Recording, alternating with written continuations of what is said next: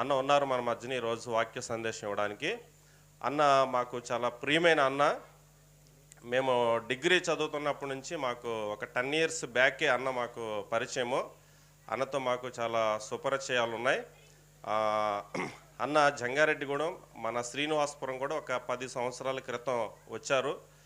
భాస్కర్ గృహాన్ని, మా గృహాన్ని, నరేష్, రవి ఇలా మమ్మల్ని అందరినీ కూడా ఆధ్యాత్మికంగా బలపరిచిన వ్యక్తి అన్న. మా కోసం ప్రార్థించిన వ్యక్తి, మా కోసం చాలా సూచనలు సలహాలు ఇచ్చిన వ్యక్తి. శ్రీనివాసపురం మన గ్రామం 10 సంవత్సరాల క్రితం ఒకసారి వచ్చి మిడ్ నైట్ 12:30, 1 గంట వరకు భాస్కర్తో, నాతో, రవి, నరేష్ ఇలా యవనస్తులతో మమ్మల్ని ఆధ్యాత్మికంగా బలపరచడానికి చాలా సూచనలు సలహాలు, మా కెరీర్ గురించి, వివాహాల గురించి చాలా గైడ్ లైన్స్ ఇచ్చిన అన్న. విద్యార్థుల మధ్య అన్న పరిచయం చేస్తూ ఉన్నారు. విద్యార్థులతో మాట్లాడడము, విద్యార్థుల మధ్య సువార్త చెప్పడము అన్న పిలుపు అన్న జీవితంలో. విద్యార్థి పరిచర్య జరుగుతూ ఉంది, UESI అంటారు. దానికి స్టాఫ్ వర్కర్గా వైజాగ్ జిల్లాలో స్టాఫ్ వర్కర్గా పనిచేస్తున్నారు. అదే పరిచర్యలో రాష్ట్ర స్థాయిలో సెక్రటరీ గారు కూడా అన్న పనిచేస్తున్నారు. మరి విద్యార్థుల యూనివర్సిటీల, కాలేజీల మధ్య, ఇంజనీరింగ్ కాలేజీల మధ్య చక్కగా దేవుని కోసం బలమైన సాధనంగా దేవుని సేవలో వాడబడుతున్నారు. మన ప్రాంతం రావడం, మన గ్రామం రావడం అది మనందరికీ కూడా ఆశీర్వాదము. అన్నని నేను ఒకసారి అందరూ చప్పట్లు కొట్టి ప్రేమతో వాక్యం ప్రకటించడానికి ఆహ్వానిద్దాము. చిన్న ప్రార్థన చేసి అన్నకి సమయం ఇస్తాను. రైట్. ప్రేమలో మా తండ్రి, పరిశుద్ధుడ, వందనాలు, స్తోత్రాలు ఆయన అనుగ్రహించిన నూతన దినాన్ని బట్టి వందనాలు. ఇదిగో ప్రభా, మరి స్థానిక సంఘంలో జరుగుతున్న మరి క్రిస్మస్ వేడుకను బట్టి నీకు స్తుతులు చెల్లిస్తున్నాం. ఇంతవరకు నాయన ప్రారంభ ప్రార్థనలోనూ, పాటల్లోనూ, మరి చిన్నపిల్లల యొక్క ప్రదర్శనలో మీరు తోడుగున్నారు అయ్యా. ఇదిగో ప్రభా, మరి నీ దాసుడు అయ్యా మా ప్రాంతానికి నడిపించినందుకు నిండు మనసుతో వందనాలు చెల్లిస్తా ఉన్నాం అయ్యా. నీ దాసుడు నీ పక్షాన్ని నిలబడుతుండగా ప్రభా నీ ఆత్మతో నింపండి అయ్యా. నీ దాసుని నోట నీ మాటలు ఉంచండి ప్రభా అయ్యా. నీ యొక్క మరి సేవా పరిచర్యలో ఒక పాత్రగా, ఒక బోరగా, ఒక బలమైన సాధనంగా మీరు వాడుకోమని ప్రార్థన చేస్తున్నాం తండ్రి అయ్యా. అన్న నిలబడుతున్నప్పుడు అన్న ద్వారా ప్రభా మీరు ఇక్కడ కూడి వచ్చిన ప్రజలందరినీ ప్రభా శబ్దయంత్రం ద్వారా వింటున్న వారిని మీరు దర్శించమని అయ్యా, నీ మెల్లనైన స్వరాన్ని వినిపింప చేయమని ప్రార్థిస్తున్నాం తండ్రి అయ్యా. సమయాలు అయ్యా ప్రార్థిస్తూ ఉన్నాడు అయ్యా. నీ దాసుడు ఆలకిస్తూ ఉన్నాడు అయ్యా. మరి సెలవిమ్ము అని మాట్లాడుతూ ఉన్నాడు ప్రభా. అవును తండ్రి, నీ యొక్క మెల్లనైన స్వరాన్ని ఈ యొక్క క్రిస్మస్ సెలబ్రేషన్ వేడుకలు వినడానికి మేము సిద్ధంగా ఉన్నాము అయ్యా. నాతోనూ కూడి వచ్చిన మా అందరితో ప్రభా అయ్యా, మరి వ్యక్తిగత జీవితాలను, అందరి హృదయాలను ఎరిగిన వాడు ప్రభా. ఎవరికి ఏ మాటలు అవసరమో అయ్యా, ఎవరు ఏ మాట ద్వారా రక్షణ పొందాలో, ఎవరు ఏ మాట ద్వారా ఆధ్యాత్మికంగా బల పొందాలో, ఎవరు ఏ మాటల ద్వారా హెచ్చరిక పొందాలో ప్రభా నీ దాసుని నోట నీ మాటలు ఉంచి నాయన అయ్యా. 2 అంచులు గల వాడిగల ఖడ్గము కంటే పదునైన నీ మాటలు మా అందరికీ అనుగ్రహించిన ఆయన మమ్మల్ని అందరినీ బలపరిచి అయ్యా, మా అందరినీ ప్రభా నీలో స్థిరపరిచి నీ రాకడకు సిద్ధపరచమని సమస్త ఘనత, మహిమ, ప్రభావాలు నీకు ఆరోపించుకుంటూ మన ప్రభువును రక్షకుడైన యేసుక్రీస్తు వారి పరిశుద్ధ నామములో స్తుతిస్తూ ప్రార్థిస్తూ అడుగువేడుకొనుచున్నాము తండ్రి, ఆమెన్.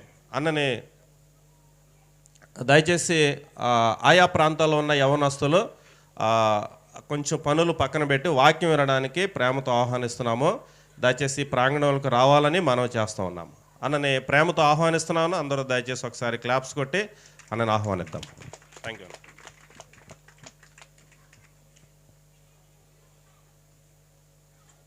థ్యాంక్ యూ చిన్నబాబు.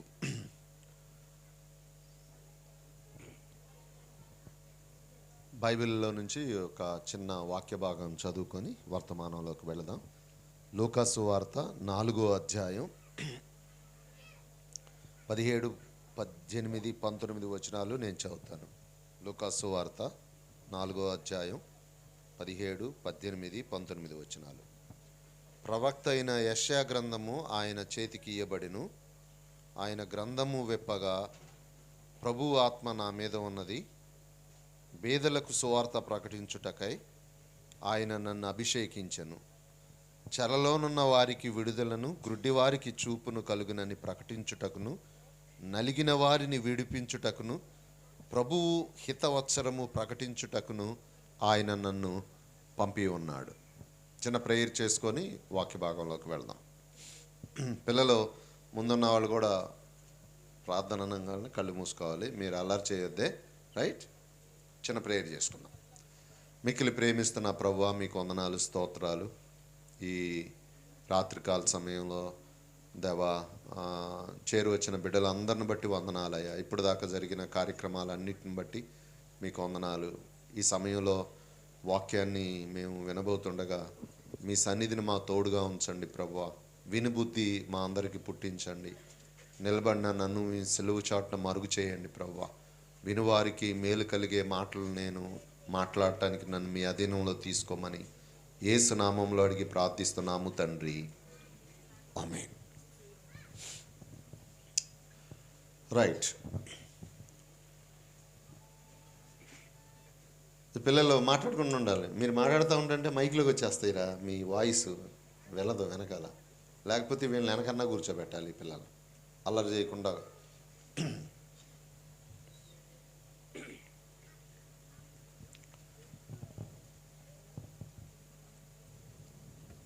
యేసు ప్రభు వారు చాలా చాలా చాలా సింపుల్గా చెప్పడానికి ప్రయత్నం చేస్తూ ఉన్నాను నేను. యేసు ప్రభు వారు ఈ లోకంలోకి ఎందుకు ఆయన అసలు రావాల్సి వచ్చింది? ప్రతి మనిషి జీవించటానికి పుడతా ఉంటాడు, కానీ భూమి మీద ఒకే ఒక వ్యక్తి మరణించటం కోసం జన్మించాడు.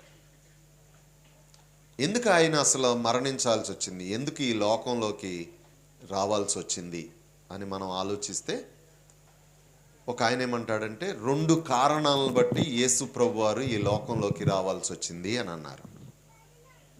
ఏంటి ఆ 2 కారణాలంటే, మొదటిది మనిషి యొక్క పాపం యేసు ప్రభు వారిని ఈ లోకంలోకి రప్పించింది. రెండవది దేవుని యొక్క ప్రేమ యేసు ప్రభు వారిని ఈ లోకంలోకి రప్పించింది. సో మనిషి యొక్క పాపం, లేకపోతే పాపం అంటే ఏంటి అని మనం ఆలోచిస్తే బైబిల్లో చాలా క్లియర్గా ఉంది. ఏంటి పాపం అంటే? ఆజ్ఞాతిక్రమమే పాపం. అంటే మనిషి దేవుని యొక్క ఆజ్ఞను మేరటాన్ని బట్టి యేసు ప్రభు వారు ఈ లోకంలోకి రావాల్సి వచ్చింది. ఈ రోజుల్లో అర్థమయ్యేటట్లు చెప్పాలంటే పాపం అంటే ఏంటి అని అంటే దేవుని మాటని లైట్ తీసుకోవటమే. అంటే దేవుని మాటని పట్టించుకోకపోవటం. దేవుడు ఏదైతే చెయ్యొద్దన్నాడో అది చెయ్యటం, దేవుడు ఏదైతే చెయ్యొద్దన్నాడో అది చెయ్యటం, చెయ్యమన్నది చెయ్యకపోవటం పాపం అని మనం చెప్పుకోవచ్చు. ఈ పాపం మానవుని యొక్క జీవితంలోకి ఏం తీసుకొచ్చింది అనేది మనం ఇక్కడ చదవబడిన ఆ వచనాల్లో చూడవచ్చు. పాపం మానవుని యొక్క జీవితంలోకి ఏం తీసుకొచ్చింది అని అంటే 4 విషయాలని ఇక్కడ కనపడతా ఉన్నాయి. మొదటిగా పాపం మానవుని యొక్క జీవితంలోకి ఏం తీసుకొచ్చిందంటే పేదరికం. రెండవది చెర. మూడవది గుడ్డితనం. నాలుగవది నలిగిన స్థితి. ఈ 4 విషయాల గురించి ఈ రాత్రికాల సమయంలో నేను మాట్లాడాలనుకుంటా ఉన్నాను. సో పాపం ఈ 4 వాటిని లోకంలోకి తీసుకొచ్చింది. యేసు ప్రభువారు ఈ 4 నుండి విడిపించడానికి ఆయన ఈ లోకంలోకి వచ్చారు. ఇలా కూడా అర్థం చేసుకోవచ్చు మనం. పాపం లోకంలోకి ఈ 4 తీసుకొచ్చింది. యేసు ప్రభువారు ఈ 4 నుంచి మనిషిని విడిపించడానికి ఈ లోకంలోకి వచ్చారు.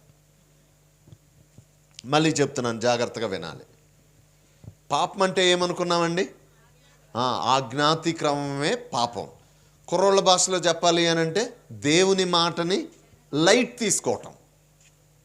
లైట్ తీసుకోవటం అంటే పట్టించుకోకపోవటం. సో ఈ పాపం ఈ 4 వెళ్ళకముందు ప్రారంభంలో పాపం ఏం తీసుకొచ్చింది అని అంటే, మనం ఏదోను తోటలో మనం గమనిస్తే అక్కడ లోకంలో పాపం స్టార్ట్ అయింది కదా. ఆ పాపం ప్రారంభంలో ఆ తోటలో మనం ఏం గమనిస్తాము అని అంటే నటించటం గమనిస్తాం. అంటే ప్రారంభంలో పాపం ఏం తీసుకొచ్చింది? మానవుని యొక్క జీవితంలోకి నటన తీసుకొచ్చింది. ఈ భూమి మీద మనిషి నటించినంత ఏ ప్రాణి నటించలేదండి. భార్య దగ్గర నటిస్తాం, భర్త దగ్గర నటిస్తాం, పిల్లల దగ్గర నటిస్తాం, ఊరిలో నటిస్తాం, పనిచేసే చోట నటిస్తాం, పాస్టర్ గారి దగ్గర నటిస్తాం, పంతులు గారి దగ్గర నటిస్తాం. నటించని వ్యక్తులంటూ ఎవ్వరు లేరు. నాకు తెలిసిన ఒక కుర్రోడు ఉన్నాడు, వాడు నాకు 45 సంవత్సరాల నుంచి తెలుసు బాగా. ఇక్కడ ఎవరన్నా కూర్చొని కొంచెం ఈ పిల్లల్ని అల్లరి చేయదు. అంటే వీళ్ళ మాటలు వెంటనే మైక్లోకి వచ్చేస్తాయి. ఇక్కడ కూర్చోండి ఎవరన్నా, కుర్రోళ్ళు ఇక్కడ కూర్చోండి ఎవరన్నా, తమ్ముడు ఒక యంగ్ బాయ్ ఎవరన్నా కూర్చోండి ఇక్కడ. వీళ్ళని అల్లరి చేయదు, మాట్లాడుతుంటాం పక్కన మాట్లాడుకుంటాం. ఎవరన్నా కూర్చోండి అమ్మ, చైర్ వేసుకొని లేకపోతే కింద ఎవరన్నా కూర్చొని మాట్లాడు. జోయల్ మాట్లాడకుండా చూడాలిరా వెళ్ళిన. రైట్. వాడు నాకు 45 సంవత్సరాల నుంచి తెలుసు. వాడికి పంచదారతో చేసిన స్వీట్స్ అంటే చాలా ఇష్టం. వాడికి వాళ్ళ మమ్మీ క్రిస్మస్ అని పురస్కరించుకొని పంచదార చిలకలు చేసింది. రోజుకు 2-3 ఇస్తూ ఉంది. కానీ వాడికి ఎక్కువ తినాలని ఆశ. చిన్నపిల్లలు అలాగే ఉంటారు కదా. వాళ్ళ మమ్మీ ఊరుకోవట్లేదు, వాడికి మాత్రం తినాలని ఆశ ఉంది. ఒకరోజు వాళ్ళ డాడీ ఆఫీస్కి వెళ్ళిపోయాడు, వాళ్ళ అమ్మల్లా హాస్పిటల్కి వెళ్ళింది. ఇదే మంచి సమయం అనుకొని ఆ క్యాన్ దించి పంచదార చిలకలు తినటం స్టార్ట్ చేశాడు. 1, 2, 3, 4 అలా తింటా ఉన్నాడు. ఈలోపు వాళ్ళ డాడీ ఫైలు మర్చిపోయి ఆఫీస్ నుంచి ఇంటికి వచ్చాడు. ఇంటికి వచ్చేటప్పటికి ఈ లోపల పంచదార చిలకలు తింటా ఉన్నాడు. ఆయన ఇంటికి వచ్చి హారన్ కొడతా ఉన్నాడు తలుపు తీయటం కోసం. ఈడు లోపల ఉండి వినట్లేదు. డాడీకి కోపం వచ్చి ఒక్కసారి రేయ్ జానీ అని పిలిచాడు. ఈడు ఒక్కసారి తుల్లిపడి గబగబా గేటు దగ్గరకు వచ్చాడు. కానీ ఒక విషయం మర్చిపోయాడు. ఏంటంటే పంచదార చిలకలో నోట్లో ఉన్నాయి, బుగ్గలన్నీ లావుగా ఉన్నాయి. డాడీకి డౌట్ వచ్చి ఒరే జానీ ఈటింగ్ షుగర్ అన్నాడు. అప్పుడు జానీ ఏమన్నాడు? నో పప్పా అన్నాడు. డాడీ ఏమన్నాడో తెలుసా? అరే జానీగా, ఈ మధ్య నువ్వు బాగా కవరింగ్స్ ఆడుతున్నావురా, యువర్ టెల్లింగ్ లైజ్, అబద్ధాలు ఆడుతున్నావు నువ్వు అంటే. అప్పుడు జానీ ఏమన్నాడు? నో పప్పా అన్నాడు. అప్పుడు వాళ్ళ డాడీ ఏమన్నాడు? అరే నువ్వు అబద్ధాలు ఆడట్లేదని అంటున్నావు, పంచదార తినట్లేదని అన్నావు, దాన్ని ఓపెన్ యువర్ మౌత్, నీ నోరు తెరిచి చూపిరా అన్నాడు. జానీ గాడు నోరు తెరిచి వాళ్ళ డాడీకి చూపించాడు అనమాట. చూపిస్తా ఒక నవ్వు నవ్వాడు. ఆ నవ్వు టెక్స్ట్ బుక్లోకి ఎక్కేసింది. ఎందుకు టెక్స్ట్ బుక్కుల్లో చదువుకుంటున్నావో తెలుసా? ఆ నవ్వు అది మనం నవ్వుతాం నవ్వు కదా, కానీ వాడి నవ్వుకి మన నవ్వుకి తేడా ఏంటంటే వాడు లోపల ఉన్న పంచదార వాళ్ళ డాడీకి కనపడకుండా ఓ కవరింగ్ నవ్వు నవ్వాడు. అహహా అంట. అంటే కవరింగ్స్. అమ్మ దగ్గర కవరింగ్, నాన్న దగ్గర కవరింగ్, కాలేజీలో కవరింగ్, పనిచేసే చోట కవరింగ్, చర్చిలో కవరింగ్. కవరింగ్ అంటే నటన, నటించడం అని. అంటే ఆడు తింటా కూడా తినలేదన్నట్టు నటిస్తున్నాడు ఆడు. నటన. పాపం ఏం తీసుకొచ్చిందండి? ఏదోను తోటలోకి మొదటగా పాపం నటన తీసుకొచ్చేసింది. తప్పు చేసి కూడా చేయలేదంటా ఉన్నాడు. కవరింగ్. ఇక్కడ మనం గమనిస్తే ఇక పాపం 4 విషయాల్ని తీసుకొచ్చింది. ఆ 4టిని వివరిస్తాను ఈ రాత్రికాల సమయంలో. మొదటిది పేదరికం. యేసుప్రభువు వారు ఎందుకు వచ్చాడో కూడా మనం అర్థం చేసుకోవచ్చు. పాపం ఏం తీసుకొచ్చింది, యేసుప్రభువు వారు ఎందుకు వచ్చాడు, ఈ 2 ఇక్కడ 4 విషయాలు తెలియచేస్తూ ఉన్నాయి. పేదరికం. 2 రకాల పేదరికం ఉంటుంది. ఒకటి శారీరకమైన పేదరికం, రెండవది ఆధ్యాత్మికమైన పేదరికం. స్పిరిచువల్ పావర్టీ అని అంటారు. ఈ ఆధ్యాత్మికమైన పేదరికం అర్థం అవ్వాలి అని అంటే ముందు శారీరకమైన పేదరికం అర్థం అవ్వాలి. శారీరక పేదరికంలో ఉన్నప్పుడు ఏం జరిగిద్ది అనేది మనకు తెలిస్తే ఆధ్యాత్మిక పేదరికం అంటే ఏంటో తెలిసిపోతుంది. రైట్. ఇప్పుడు పండగలో ఉన్నాం కాబట్టి అర్థమయ్యేటట్లు కొన్ని ఉదాహరణలు చెప్తాను నేను మీకు. ఒక కుర్రోడు బట్టలు కొనుక్కోవటానికి వెళ్ళాడు. పెద్ద మాల్స్ మీకేమన్నా ఉన్నాయా ఇక్కడ జంగారెడ్డిగూడెంలో? ఏం మాల్స్ ఉన్నాయి?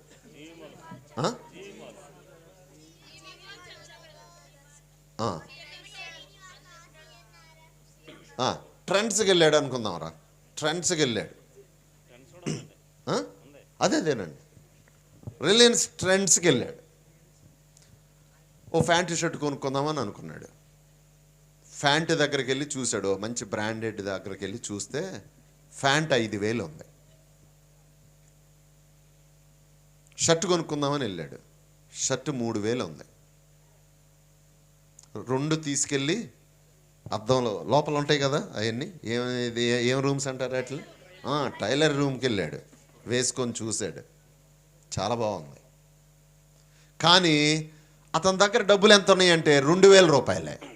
అంటే 2,000 రూపాయల్లో ప్యాంటు షర్ట్ కొనుక్కుందామని వెళ్ళాడు, కానీ ఆయనకి నచ్చినవి 7,000 ఉన్నాయి. ఏం చేస్తాడు జోయల్? ఏం చేస్తాడమ్మా? ఫొటోస్ తీసుకుంటాడు, అక్కడ ఓ సెల్ఫీ తీసుకుంటాడు, బాగున్నాను అనిపించింది, కానీ కొనడానికి డబ్బులు లేవు. శుభ్రంగా ఆ ట్రైలర్ రూమ్లో అలా తగిలిచ్చేసుకొని నెట్ ప్లే అని ఉంటుంది రిలయన్స్ ట్రెండ్లో, 2,000 రూపాయల లోపు వచ్చేసిద్ది, అది వేసుకొని వచ్చేస్తా ఉంటాడు. ఆశపడ్డాడు, కానీ ఆశ తీరలా. ఏమడ్డొచ్చింది? పేదరికం అడ్డొచ్చింది. పేదరికం అడ్డొచ్చింది. తమ్ముళ్ళు వింటున్నారా? ఫోన్లో ఉన్నారు. మీ ఊర్లోనే ఒక ఆవిడికి జబ్బు చేసింది. గబగబా జంగారెడ్డిగూడెం తీసుకెళ్లారు. తీసుకెళ్తే ఇక్కడ ఈ హాస్పిటల్లో ఇది నయం అయ్యే కేసు కాదండి, పెద్ద హాస్పిటల్కి తీసుకెళ్ళండి. ఎక్కడ తీసుకెళ్తారు? జంగారెడ్డిగూడెం నుంచి మామూలుగా ఏలూరు తీసుకెళ్లారు. ఆశ్రమంగా తీసుకెళ్లారు. అక్కడ చూశారు, కష్టం అండి ఇక్కడ కూడా అన్నారు. హైదరాబాద్ తీసుకెళ్ళన్నారు. యశోదాకి తీసుకెళ్లారు. చూశారు, టెస్టులు చేశారు, ఆపరేషన్ చేసి వెంటనే బాగు చేసేస్తామండి, 10 లక్షలు అవుతుంది అన్నారు. వీళ్ళు 10,000 కంటే ఎక్కువ ఖర్చు పెట్టలేరు. తీసుకొచ్చేసారు వెనక్కి. 10 రోజుల్లో చచ్చిపోయింది. ఏమడ్డొచ్చింది? పేదరికం. మీ ఊర్లోనే ఒక అమ్మాయి ఉంది, మంచిగా చదువుకుంది, మంచి చిన్న ఉద్యోగం వచ్చింది, సంబంధాలు చూస్తున్నారు. ఓ మంచి కుర్రోడు వచ్చాడు, మహేష్ బాబు లాంటాడు.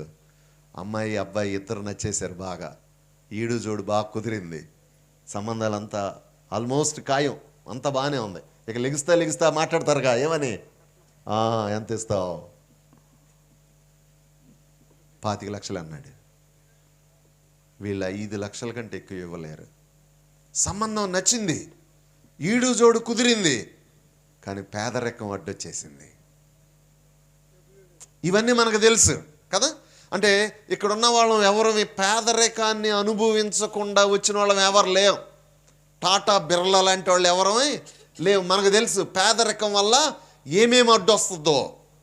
కొన్నిసార్లు కోరికలు తీర్చబడవు, ఆశలు తీర్చబడవు, అవసరాలు తీర్చబడవు, పేదరికం అడ్డొచ్చేస్తూ ఉంటుంది. పర్వాలా, ఈ పేదరికాన్ని మంచి ఉద్యోగం వస్తే జయించవచ్చు. మంచి ఉద్యోగం తెచ్చుకున్నారనుకో, బాగా చదువుకున్నాడు. నాకు తెలిసిన కుర్రోడు అనమాట. నిన్నే వాళ్ళ ఇంటికి వెళ్ళాను నేను, కొవ్వూరులో. మొన్న కొవ్వూరు వెళ్ళాను అనమాట. మామూలు స్థితి నుంచే వచ్చాడు కుర్రోడు. తర్వాత మంచిగా చదువుకున్నాడు, ఐఐటీలో చదువుకున్నాడు. జాబ్ వచ్చింది. జాబ్ వచ్చిన 2-3 సంవత్సరాలకి ఇంకొక కంపెనీలోకి మారాడు, గూగుల్లోకి. ఇప్పుడు ఆ అబ్బాయి జీతం ఎంతో తెలుసా? 24 సంవత్సరాల అబ్బాయికి జీతం ఎంతో తెలుసా? 65 లక్షలు. ఇప్పుడు 7,000 రూపాయల ప్యాంట్ లాంటి దాన్ని లెక్కలేందనంగా ఉంటాడు. అంటే పేదరికాన్ని కొంచెం కష్టపడితే, బాగా చదువుకొని కష్టపడితే పేదరికాన్ని ఏం చేయొచ్చు? మనం జయించవచ్చు. శారీరకమైన పేదరికాన్ని జయించవచ్చు. 10 సంవత్సరాల క్రితం నేను ఈ ఊరు వచ్చా. మా తమ్ముడు వాళ్ళ కొంతమంది ఇల్లు, చిన్న ఇల్లు అప్పుడు, ఇప్పుడు మంచి ఇల్లు కట్టుకున్నారు. చాలా సంతోషం అనిపించింది. పేదరికాన్ని కష్టపడితే చక్కగా జయించవచ్చు. చిన్న ఇంట్లో ఉన్న వాళ్ళని కొంచెం మంచి ఇల్లు కట్టుకోవచ్చు. సైకిల్ మీద వెళ్ళేవాళ్ళు, సైకిల్ మీద వచ్చేవాళ్ళు వీళ్ళు బైబిల్ స్టడీలకి. ఇప్పుడు చక్కగా బండిలో, భాస్కర్ కారుల్లో జయించవచ్చు నెమ్మదిగా. కానీ మరొక పేదరికం ఉందండి, ఓ వెరీ డేంజరస్, ఆధ్యాత్మికమైన పేదరికం. ఏంటి ఆధ్యాత్మికమైన పేదరికం అని అంటే, దేవుడు మానవుణ్ణి సృష్టించినప్పుడు మానవునికి కావలసిన వాటన్నిటిని ముందుగానే సృష్టించాడు. ఏమేమి సృష్టించాడు? గాలి, నీరు, వెజిటేరియన్, నాన్ వెజిటేరియన్, ఇవన్నీ ఇచ్చాడు. ఇవి ఉంటే సరిపోయిద్దా మనిషికి? లేదు. ఏం కావాలి? లోపల నెమ్మది, సంతోషం, సమాధానం, ఇవి కావాలి. వీటిని కూడా హృదయంలో పెట్టాడు, మనిషిలో పెట్టాడు. అయితే పాపం ఏం చేసిందో తెలుసా? మనిషిలో ఉన్న ఈ సంతోషాన్ని, నెమ్మదిని, తృప్తిని పోయేటట్లు చేసింది.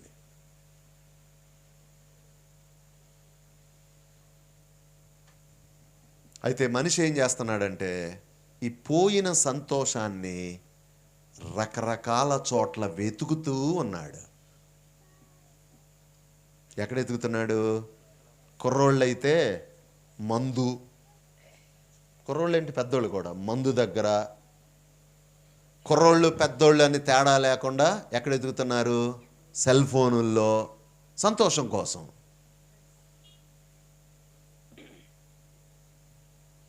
కొంతమంది డబ్బు సంపాదించే దగ్గర. అయితే ఏం చేస్తుంది? సంతోషం వచ్చినట్లే వస్తుంది, మళ్ళీ పోతుంది.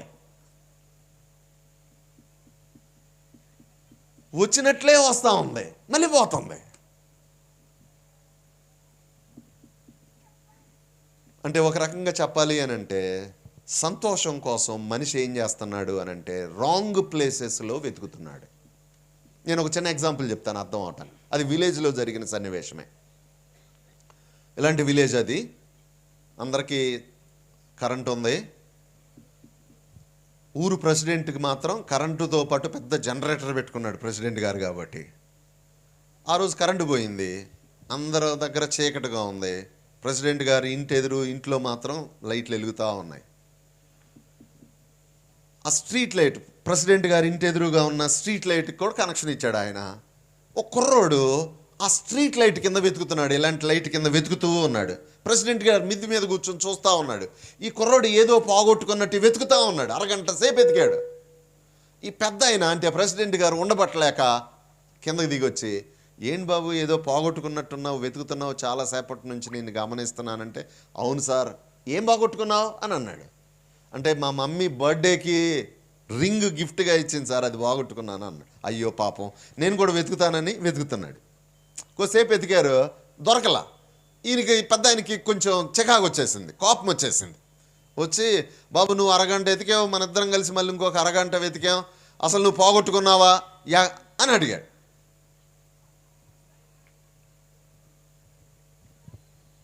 అంటే పోగొట్టుకున్నాను సార్ అన్న. పోగొట్టుకుంటే కనపడాలి కదయ్యా అన్న. అసలు ఎక్కడ పోగొట్టుకున్నావు అని అన్నాడు. అప్పుడు ఇట్లా చేయి చాచాడు.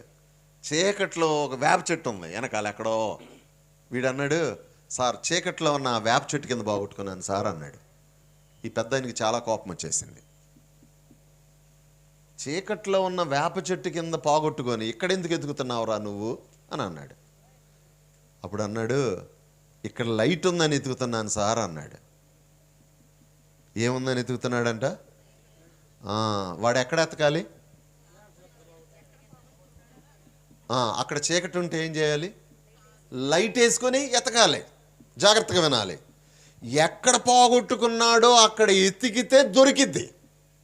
కానీ ఆడు రాంగ్ ప్లేస్లో, తప్పుడు ప్లేస్లో వెతుకుతున్నాడు. కారణం ఏం చెప్పాడు? అక్కడ చీకటిగా ఉంది కాబట్టి అన్నాడు. మనం కూడా మనిషి ఏం చేస్తున్నాడో తెలుసా?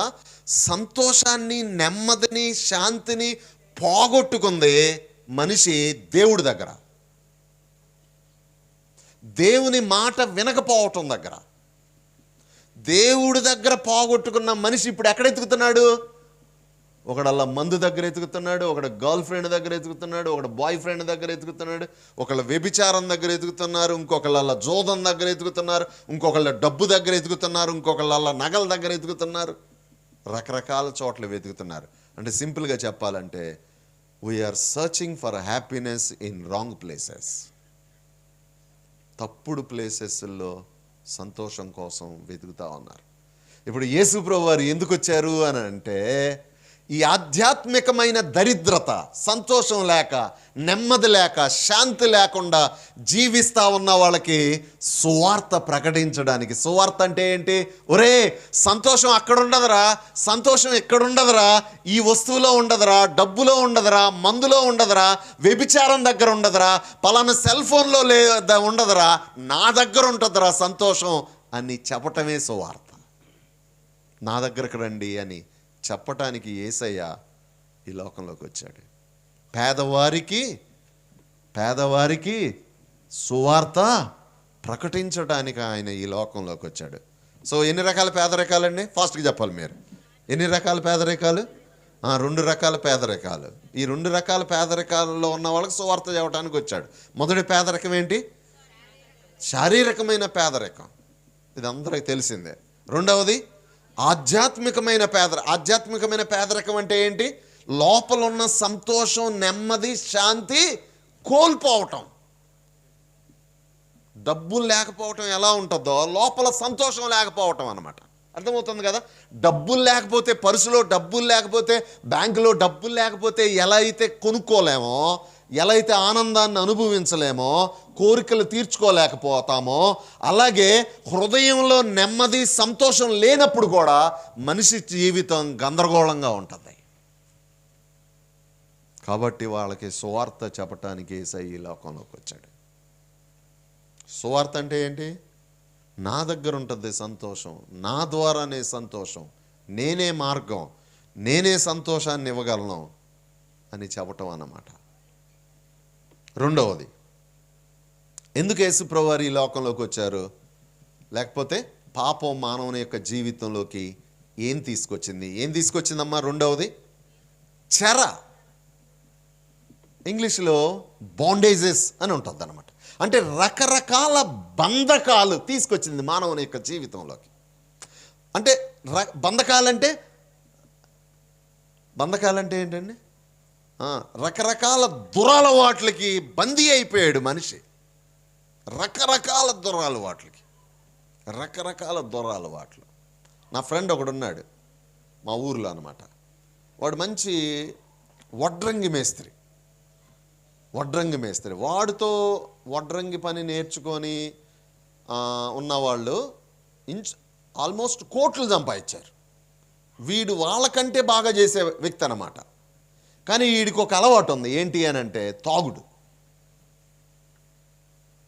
వచ్చినట్టు తాగేస్తూ ఉంటాడు. ఒకరోజు మా ఊరు వెళ్ళాను నేను, తెనాలి. వెళ్తే వాడు కనపడ్డాడు.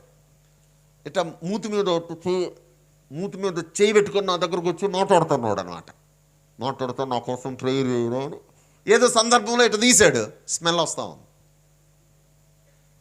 అప్పుడు కూడా తాగే ఉన్నాడు. వాడేంటంటే రోజంతా పని చేస్తాడు, అంటే చేపిస్తూ ఉంటాడు, మేస్త్రి చేపిస్తూ ఉంటాడు, డబ్బులు వస్తాయి. ఫుల్గా తాగి ఎక్కడ పడిపోతాడో తెలియదు. వాళ్ళ ఆవిడ వెతుక్కొని వాడిని తీసుకొచ్చుకుంటుంది అనమాట ఇంటికి.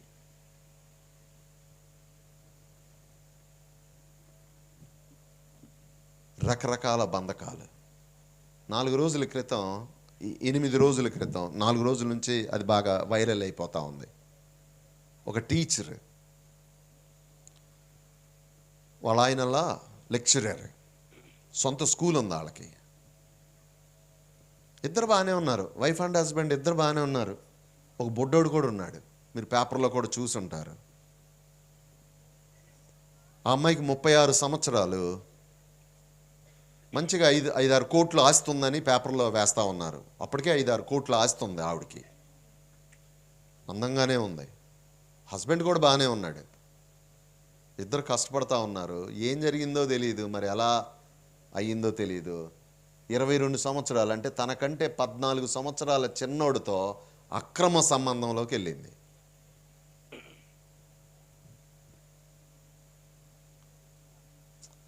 పోతే పోయింది, నీచమైన పని చేస్తుంది, పర్లే అంటే వదిలేద్దాం అన్నట్టు కాదు. ఇక ఏం చేసిందో తెలుసా?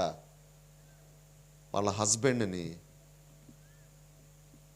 చున్నీ ఆ అమ్మాయి వేసుకునే చున్నీలతో ఆ అబ్బాయి హెల్ప్ తీసుకొని, వాడెవడో అని అంటే కూలి పని చేసుకు, ఈ అమ్మాయి టీచరు, వాళ్ళ ఆయన లెక్చరరు, ఆడు రోజు కూలీలకి పని చేస్తాడు చూసావా, అలా కూలి పని చేసేవాడితో ఈ అక్రమ సంబంధాన్ని పెట్టుకొని తన భర్తని పేక నులిమి చంపేసింది.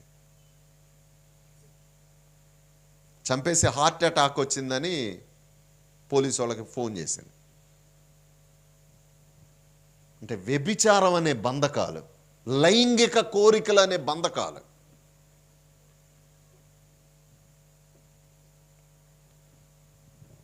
ఇప్పుడు అందరు ఫోన్లు వాడుతున్నారు కదండి, ప్రతి వాళ్ళు, పెద్దోళ్ళు చిన్నోళ్ళు అని ఆడ మగ ఏం లేదు కదా.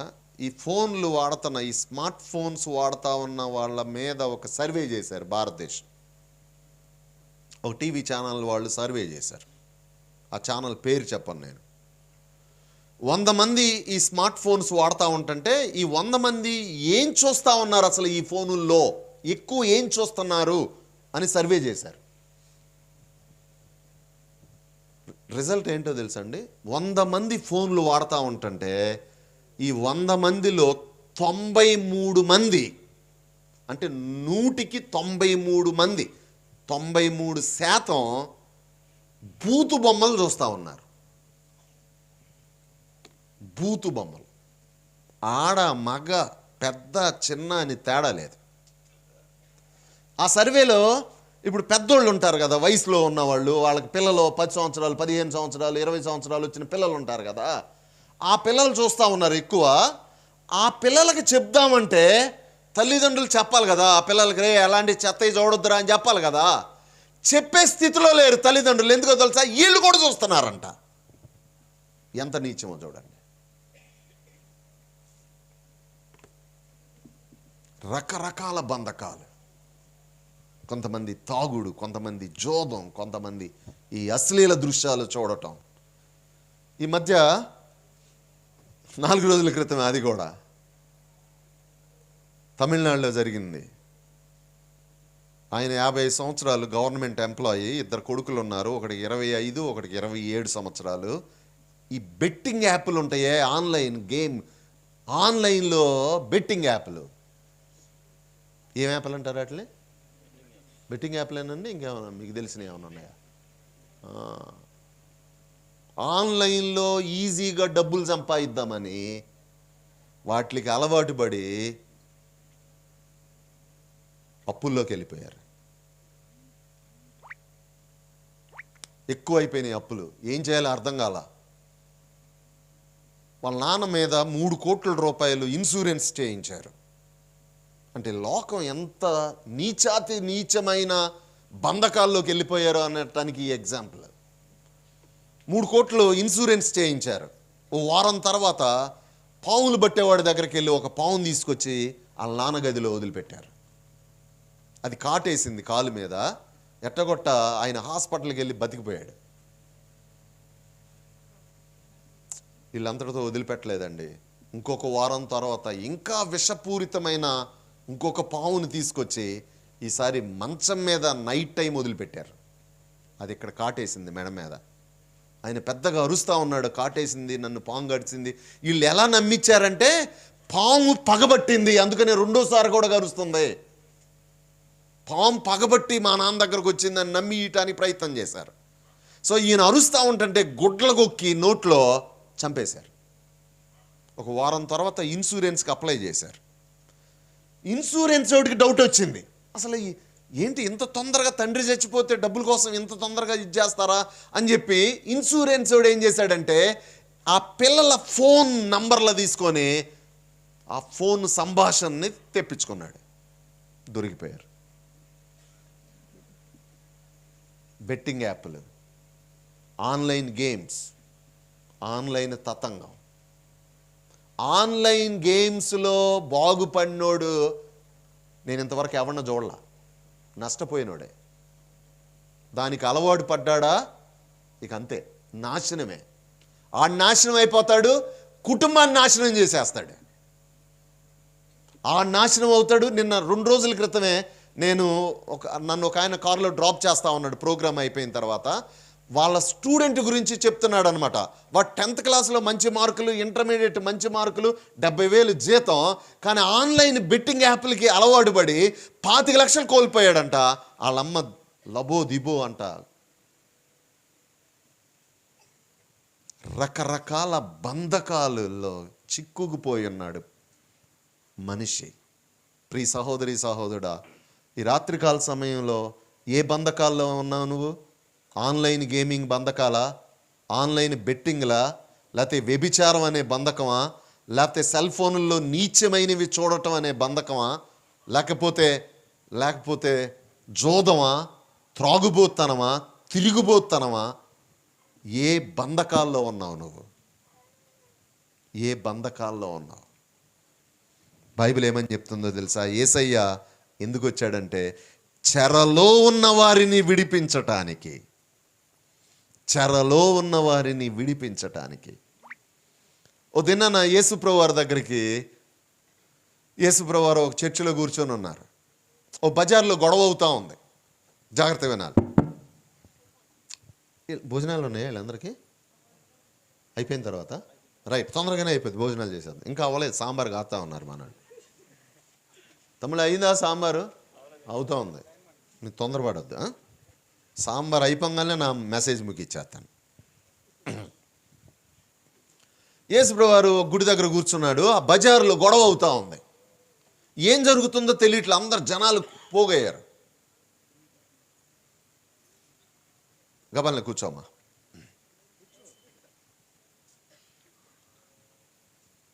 నాలాంటి వాడు వచ్చి ఏమైంది అని ఆ జనాభా దగ్గరికి వెళ్ళాడు.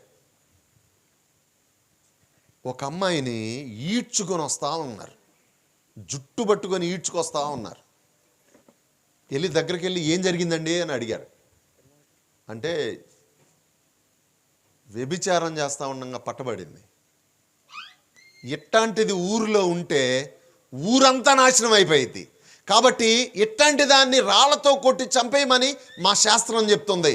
యేసుప్రభు వారు ఏం చెప్తాడో తీసుకెళ్తున్నామని యేసుప్రభు వారి దగ్గరికి ఈడ్చుకొని వెళ్ళారు.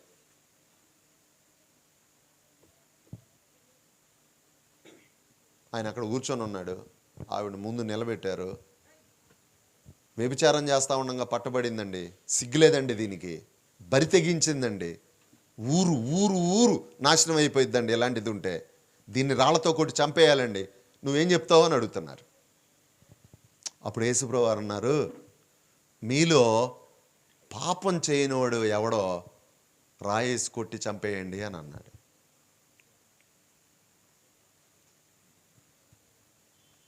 ఎవరో ఒక్క రాయి కూడా ఆ అమ్మాయి మీద వేయటానికి సాహసించలేదు. అందరూ రాళ్ళు అక్కడ పడేసి వెళ్ళిపోయారు. బహుశా నేనేమనుకుంటా ఉన్నానంటే, ఎవరు చెప్పలేదు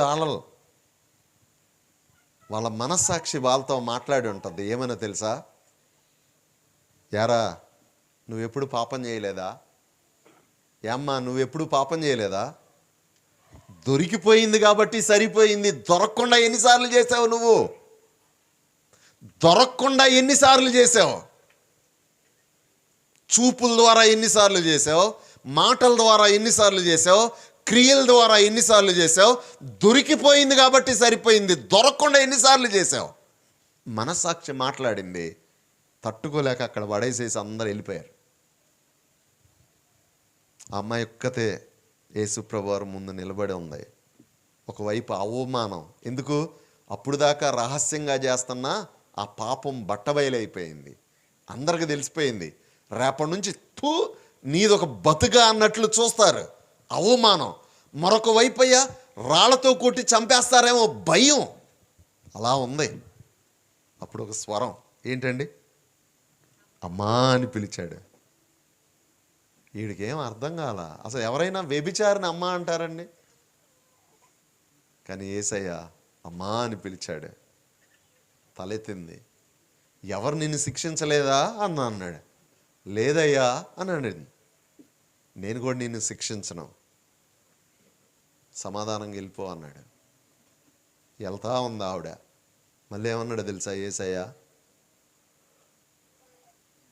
అమ్మా అందరూ నువ్వు చేసిన పనికి నిన్ను రాళ్లతో కొట్టి చంపేయాలనుకున్నారు, అసహించుకున్నారు, ఈడ్చుకొని వచ్చారు. నేను అలా చెయ్యను, క్షమిస్తా. కానీ నువ్వు ఒక పని చేయాలి. నిన్ను ఎందుకు క్షమిస్తానో తెలుసా? ఎందుకు క్షమిస్తున్నానంటే మరలా పాపంలో కొనసాగమని కాదు. వీళ్ళందరూ నిన్ను చంపేయాలనుకున్నారు, వీళ్ళందరూ నిన్ను ఈడ్చుకొని వచ్చారు.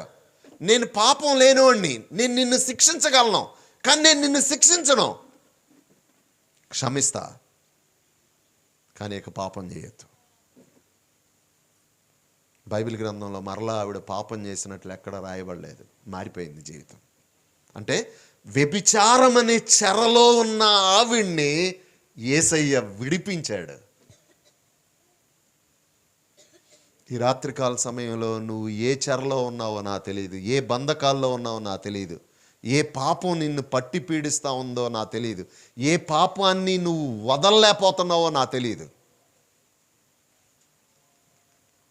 కొంతమంది పైకి బాగానే ఉంటారు,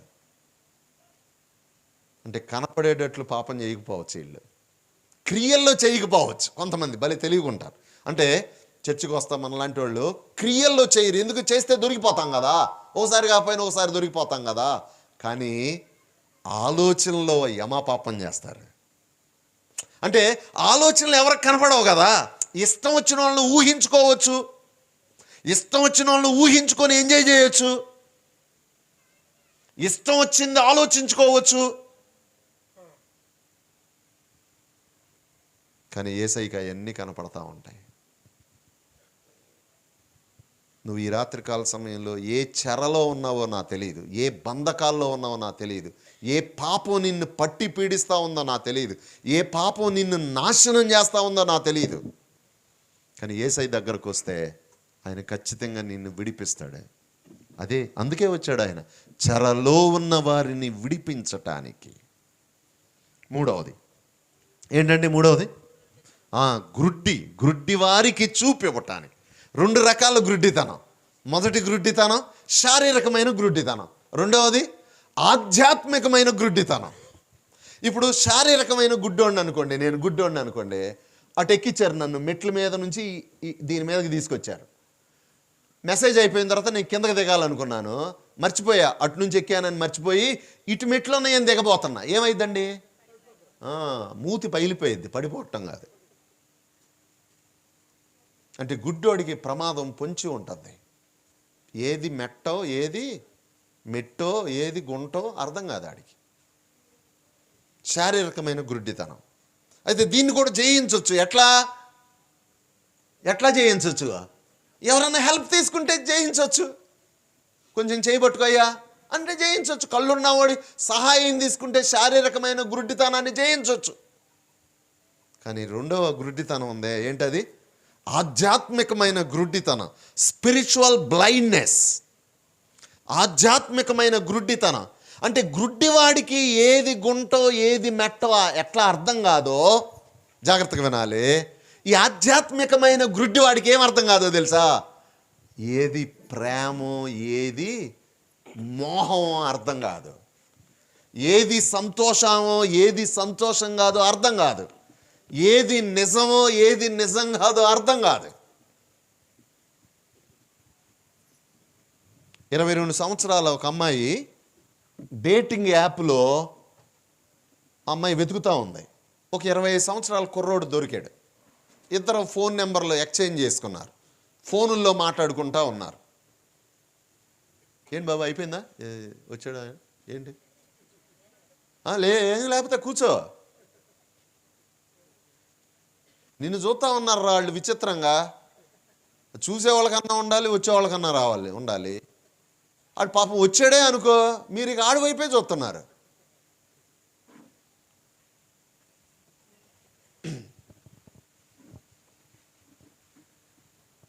ఇరవై 25 సంవత్సరాల కుర్రోడితో పరిచయం ఏర్పడింది. ఫోన్ నెంబర్ తీసుకొని ఇద్దరు ఒకళ్ళొకళ్ళు ఫోన్లో మాట్లాడుకుంటున్నారు. ఫోన్లో మాట్లాడుకున్న వాళ్ళు ఆగరగా ఏం చేస్తున్నారు? ఇక వీడియో కాల్స్లో మాట్లాడుకుంటున్నారు గంటల కొలది. వాళ్ళ అమ్మకి తెలిసింది, అమ్మాయి వాళ్ళ అమ్మకి వార్నింగ్ ఇచ్చింది, కుదరదు అంది. ఈ అమ్మాయి కోపం వచ్చింది. ఈ మధ్య తల్లిదండ్రులు వార్నింగ్ ఇస్తుంటే పిల్లలకి వీళ్ళకి విపరీతమైన కోపం వచ్చేస్తుంది.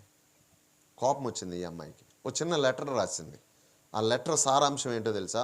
అమ్మ నన్ను మర్చిపో, వెతకొద్దు అంటే వెళ్ళిపోతుంది ఆ అమ్మాయి. వెతకొద్దు, మర్చిపో అంది. వెళ్ళిపోయింది ఆడితో. 2 సంవత్సరాలు సహజీవనం.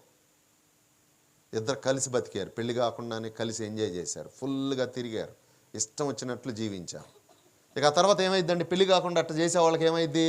మోజు తీరుతూ ఉంటుంది, మోజు తగ్గిపోయింది. ఒకళ్ళ మీద ఒకళ్ళకి మోజు తగ్గిపోయింది. చిన్న గొడవలు స్టార్ట్ అయినాయి. ఒకరోజు ఏం జరిగిందో తెలియదు, చెంపకేసి కొట్టాడు, కింద పడిపోయింది, పేక మీద కాలేసి తొక్కి చంపేశాడు.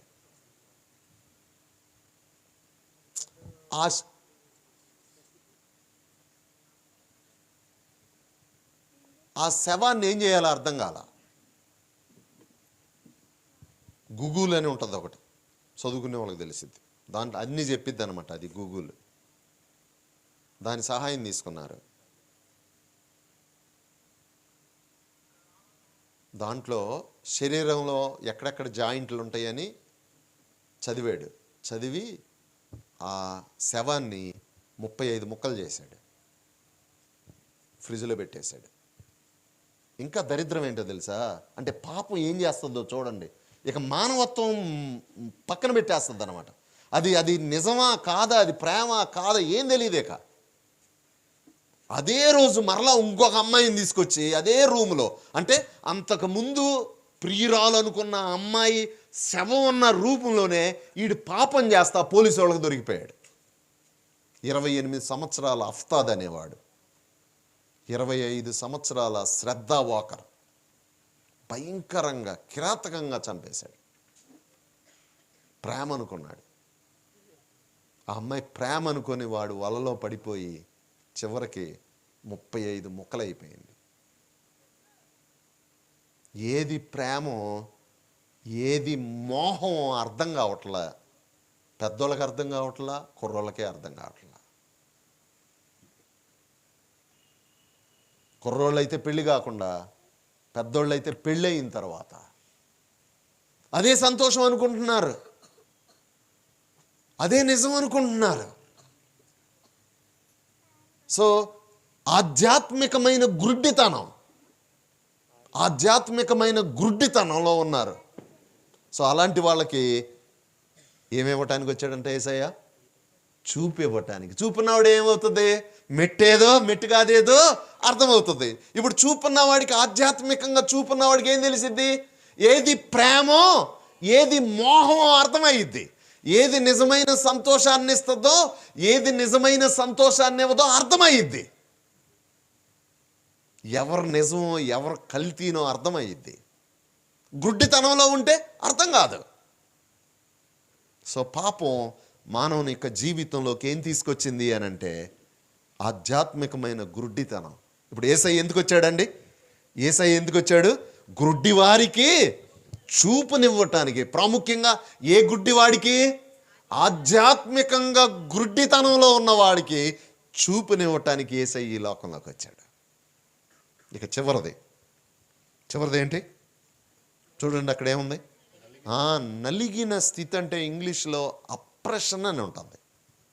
అంటే రకరకాల సమస్యలతో బాధపడతా ఉన్నారు మనిషి. చెప్పుకుందామా పరువు పోయిద్దేమోనని చెప్పుకోలేని పరిస్థితి చాలామందికి. సమాజంలో మంచి పేరు ఉంటుంది, వయసు వచ్చిన అమ్మాయో అబ్బాయో ఉంటారు, వాళ్ళ పరిస్థితి బాగాదు, వాళ్ళ గురించి చెప్పుకుందామా అరే పరువు పోయిద్దేమోనని చెప్పలేని పరిస్థితి. గౌరవమైన కుటుంబం, భర్త పరిస్థితి బాగాదు, చెప్పుకుందామా పరువు పోయిద్ది. గౌరవమైన కుటుంబంగా చాలామంది అవుతూ ఉంటారు సొసైటీలో, చెప్పుకుందామా భార్య పరిస్థితి బాగాలేదు, చెప్పుకుందామా పరువు పోయిద్దేమో.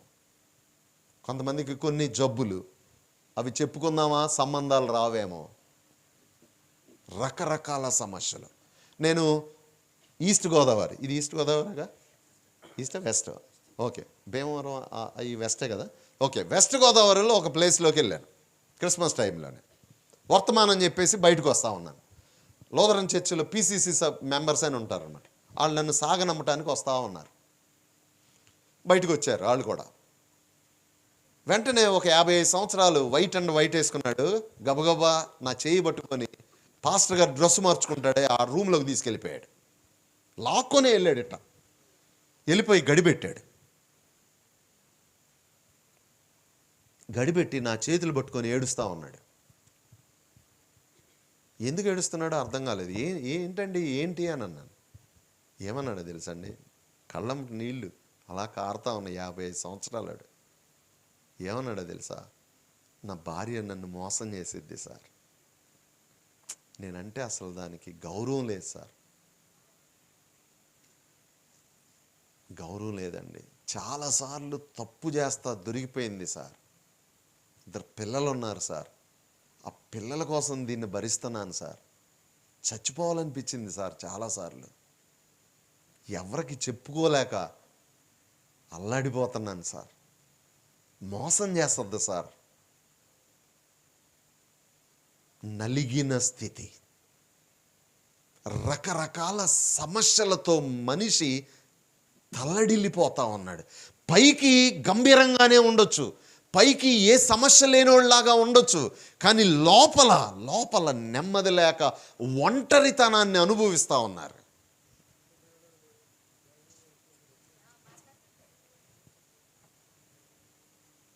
మాట్లాడు మాకే. సో యేసయ్య నలిగిన వారిని విడిపించటానికి, గ్రుడ్డివారికి చూపివ్వటానికి, పేదవారికి సువార్త ప్రకటించటానికి, చెరలో ఉన్న వారిని విడిపించటానికి యేసయ్య ఈ లోకంలోకి వచ్చాడు. నా జీవితాన్ని ఎలా విడిపించాడో చెప్పి నా మాటలు ముగిస్తాను.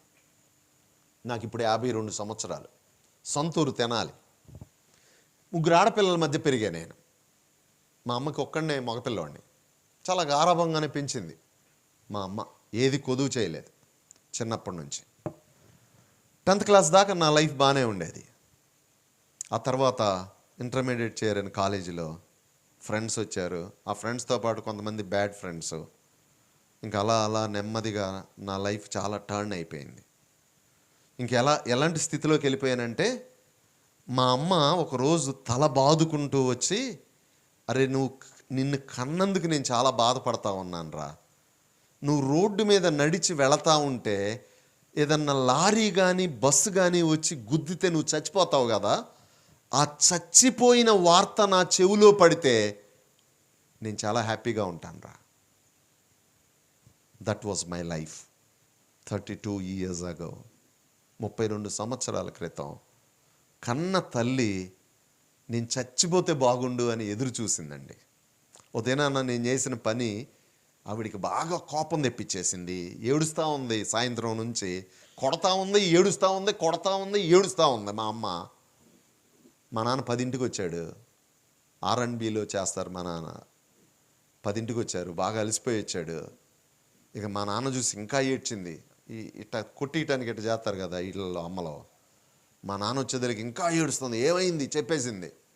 మా నాన్న ఇంట్లో ఒక తాడు ఉంటుంది అనమాట, ఈ లారీల మీద కడతారే మోకులు అంటారు, దాన్ని తీసుకొని చిత్తకు కొట్టేసి, షర్టు తీసి చిత్తకు కొట్టేసి, మా ఇంటి ఎదురు ఇలాంటి కరెంట్ స్తంభం ఒకటి ఉంటుంది, ఇదల్లా సిమెంట్ది, మా ఇంటి ఎదురుది ఐరన్ అనమాట, ఇనపదే, ఇప్పటికే ఉంది అది.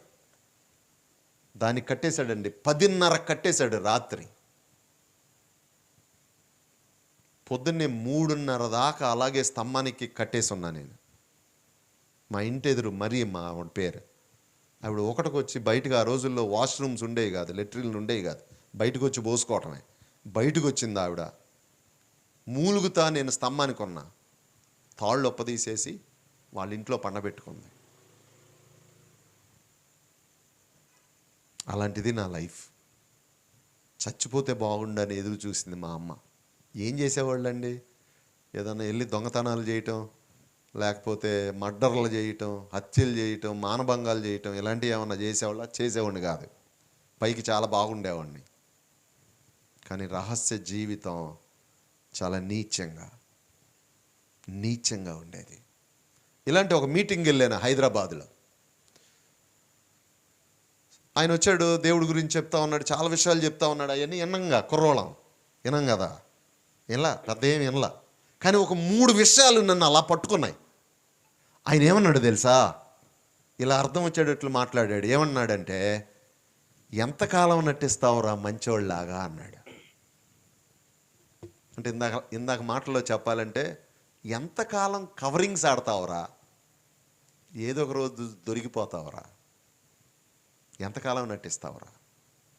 రెండోది అన్నాడు, ఎంతకాలం నిన్ను నీవు మోసం చేసుకుంటూ కని పెంచి పోషించిన తల్లిదండ్రుల్ని, నమ్ముతూ ఉన్న భార్యని, నమ్ముతూ ఉన్న భర్తని, నమ్మిన సమాజాన్ని ఎంతకాలం మోసం చేస్తావు, ఎంతకాలం నటిస్తావు, ఎంతకాలం మోసం చేస్తావు. మూడోది అన్నాడు, మనిషి అన్నవాడు ఏదో ఒక రోజు చచ్చిపోవాల్సిందే. చచ్చిపోతే ఎక్కడికి వెళ్తావు? నరకానికి వెళ్తావా, మోక్షానికి వెళ్తావా? అప్పుడు నా మనస్సాక్షి ఏమని చెప్పిందో తెలుసా? అరే, నువ్వు చచ్చిపోతే ఖచ్చితంగా నరకానికే వెళ్తావురా, ఖచ్చితంగా నరకానికి వెళ్తావు. భయం వేసిపోయింది. నేను నరకానికి వెళ్ళకూడదయ్యా. నాకులాగా వచ్చిన ఆ స్పీకర్ దూరంగా ఉండి హలో అని పిలిచాడు ఒక్కసారి. అందరం అలా చూసాం. ఇలాగే ఉందా నీ జీవితం?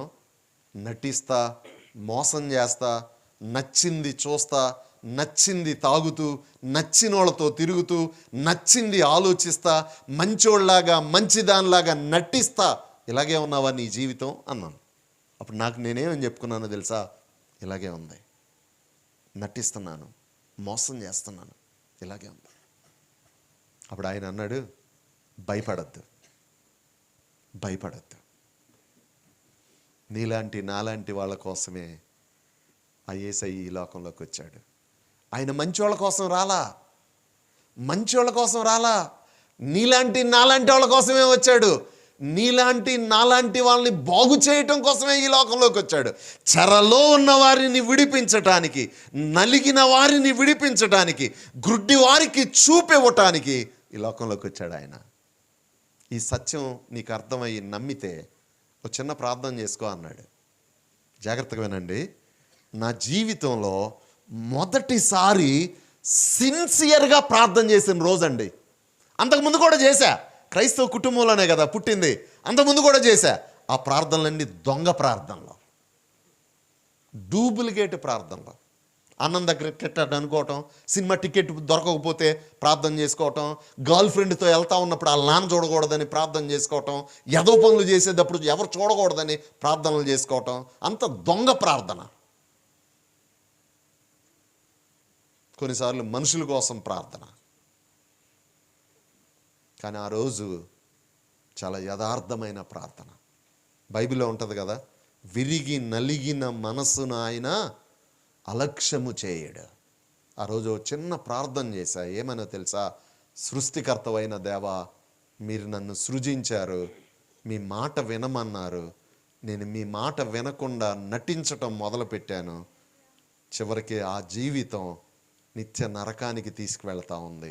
ప్లీజ్ నా జీవితాన్ని బాగు చేయండి, నన్ను క్షమించండి అని చేశాను. యథార్థంగా చేసే ప్రార్థన ఖచ్చితంగా దేవుడు వింటాడు. విన్నాడు ఆ ప్రార్థన. మార్పు స్టార్ట్ అయింది. మొదటిగా ఎవరు చూసారో తెలుసా? ఇంట్లో వాళ్ళే కదా చూసేది. మా అమ్మే చూసింది. మా అమ్మకి అర్థమైంది వీడు మారాడని. మా బంధువులు చూశారు, మా రిలేటివ్స్ చూశారు వీడు మారాడని. ఏ తల్లి అయితే 32 సంవత్సరాల క్రితం నేను చచ్చిపోతే బాగుండు అని ఎదురు చూశారో ఆ తల్లి ఇప్పుడు నేను ఇంకా బ్రతికుండాలని భగవంతుణ్ణి ప్రార్థన చేస్తూ ఉంది. ఆ రోజు నేను తీసుకున్న ఆ నిర్ణయం నా జీవితాన్ని మార్చేసింది. ఈ రాత్రికాల సమయంలో ఈ మాటలు వింటా ఉన్న ప్రియ సహోదరి సహోదరుడా, నువ్వు ఏ పాపంలో చిక్కబడి బంధించబడి ఉన్నావో నాకు తెలియదు. అది ఏ పాపమైనా అవ్వచ్చు, అది ఏ పాపమైనా అవ్వచ్చు. దాని నుంచి విడిపించటానికే యేసయ్య ఈ లోకంలోకి వచ్చాడు. నీకు ఆశ ఉందా? విడిపించబడాలనే ఆశ ఉందా? నేను ఎప్పుడు ఇలా చెప్తాను, చెప్పి చిన్న ప్రేయర్ చేస్తాను. ఇక్కడ పెద్ద స్క్రీన్ పెట్టి, ఇప్పుడు పెద్ద పెద్ద స్క్రీన్లు పెడుతున్నారు కదా, ఇప్పుడు క్రిస్మస్లు చాలా చోటుకి పెద్ద పెద్ద స్క్రీన్లు పెడుతున్నారు వెనకాల అన్నమాట. స్క్రీన్ పెట్టి ఎదురుగా నీకు పెళ్ళైతే మీ ఆవిడ్ని, మీ ఆయన్ని, మీ పిల్లల్ని, పెళ్ళి కాకపోతే మీ అమ్మని మీ నాన్నని కూర్చోబెట్టి, నువ్వు రహస్యంగా ఎవ్వరు చూడనప్పుడు నీ బతుకు ఎలా ఉందో, నా బతుకు ఎలా ఉందో, నువ్వు ఏం చూస్తున్నావో, ఏం తాగుతున్నావో, ఏం తింటున్నావో, ఏం ఆలోచిస్తున్నావో, ఎవరితో తిరుగుతున్నావో అవన్నీ డిస్ప్లే చేస్తా. హలో, మీ ఆవిడండి, మీ ఆయన, మీ అమ్మాయి, మీ అబ్బాయి బ్రతుకిది నా ప్రైవేట్ లైఫ్ చూపించారనుకోండి, రహస్య జీవితం, చాలామందికి గుండాగి చచ్చిపోతారు, అసహ్యించుకుంటారు, చీగొడతారు. కానీ నిన్ను నన్ను ప్రేమించిన యేసయ్యకి నీ గురించి నా గురించి అన్నీ తెలిసి, ఇందాక ఆ స్త్రీని ఎలా అయితే అమ్మా అని సంబోధించి ఆవిడ జీవితాన్ని మార్చేశాడో, నీ జీవితాన్ని కూడా అలా మార్చాలని ఆయన ఆశపడతా ఉన్నాడు.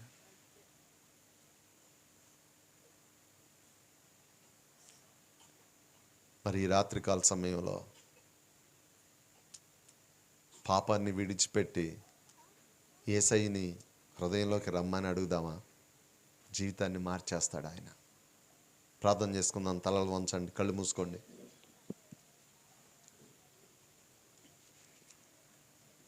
వెంటనే తలలు వంచండి, కళ్ళు మూసుకోండి.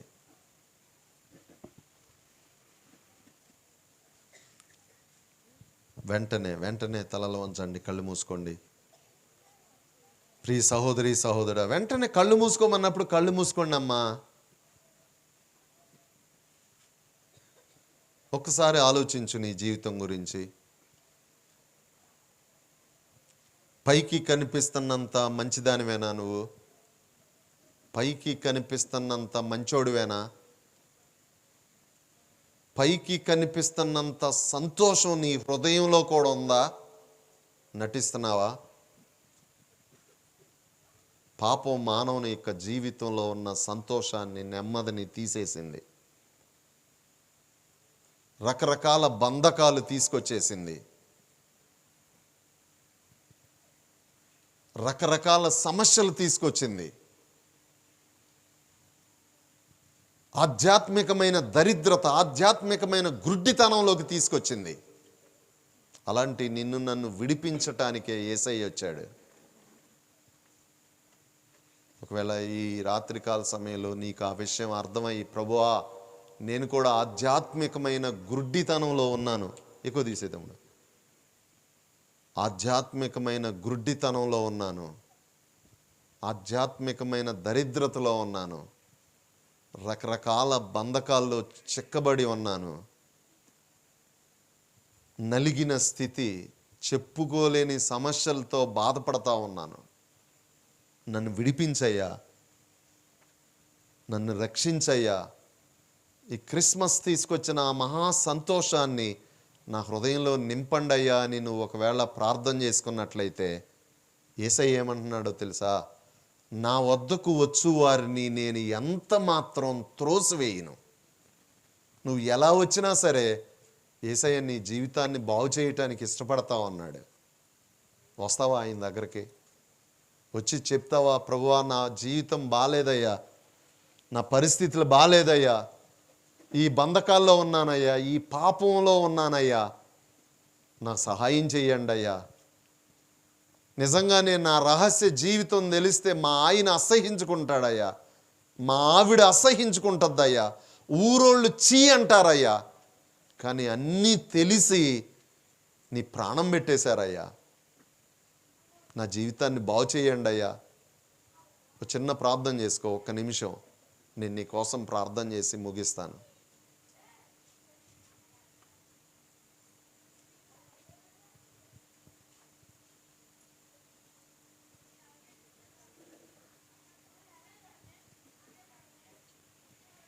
ఎవరైతే ఆ విధంగా ప్రార్థన చేసుకుంటా ఉన్నారో, అవును ఈ రాత్రికాల సమయంలో ఆ పాప బంధకాల్లో నుంచి నేను విడిపించబడాలనుకుంటా ఉన్నాను, ఆధ్యాత్మికమైన గుడ్డితనం నుంచి బయటికి రావాలనుకుంటా ఉన్నాను, ఆధ్యాత్మికమైన దరిద్రత నుండి బయటికి రావాలనుకుంటా ఉన్నాను, యేసయ్యా నాకు సహాయం చేయండి అని యథార్థంగా ఎవరైతే ప్రార్థన చేసుకుంటా ఉన్నారో వారి కోసం నేను కూడా ప్రార్థన చేసి క్లోజ్ చేస్తాను.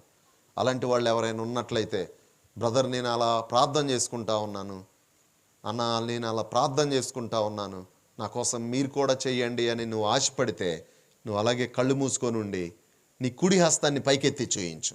నీకోసం నేను ప్రార్థన చేస్తాను. యథార్థంగా అయితేనే కనిపించేటట్లు, ఒక్క నిమిషం కనిపించేటట్లు నీ కుడి హస్తాన్ని పైకెత్తి చూయించు. హృదయపూర్వకంగా యథార్థంగా అయితే.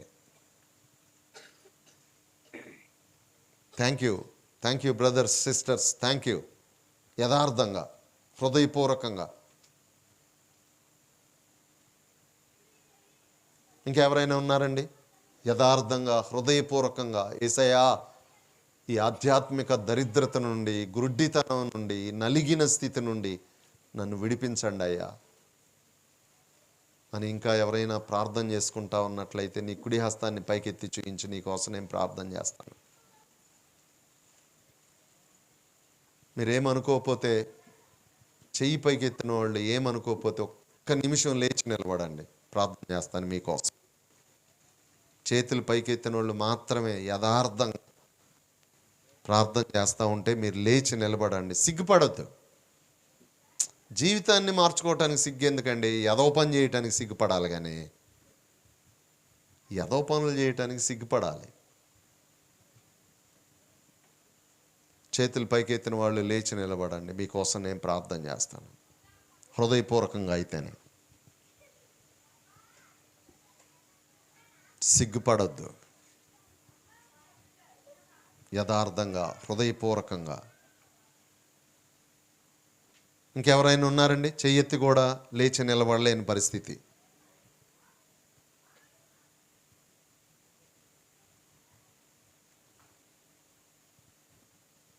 ఇంకా ఉన్నారా ఎవరైనా? చెయ్యెత్తి లేచి నిలబడని వాళ్ళు ఎవరన్నా ఉంటే లేచి నిలబడండి. చిన్న ప్రార్థన చేస్తాను. మిక్కిలి ప్రేమిస్తున్న ప్రభువా నీకు వందనాలు, స్తోత్రాలు. ఈ రాత్రికాల సమయంలో ప్రభువా ఎందుకు మీరు ఈ లోకంలోకి వచ్చారు అని అంటే, పేదవారికి సువార్త ప్రకటించటానికి.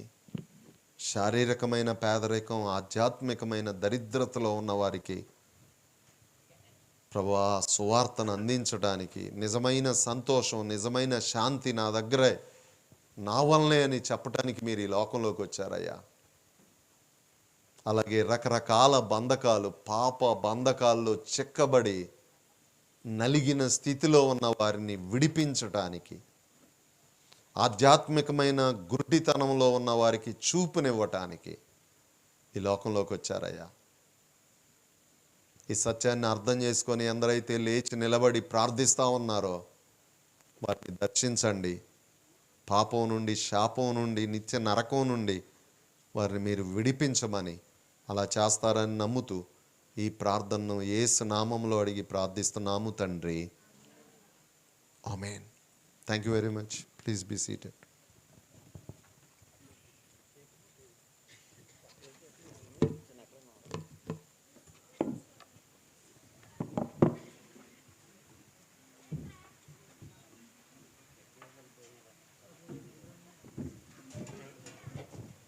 ఈ సమయంలో మన మధ్యకు మన సర్పంచ్ గారు వచ్చి ఉన్నారు. స్టేజ్ మీదకి ఇన్వైట్ చేస్తూ ఉన్నాం. అంత క్లాప్స్ కొడదాం. అలా ఒకసారి చేరు టీం.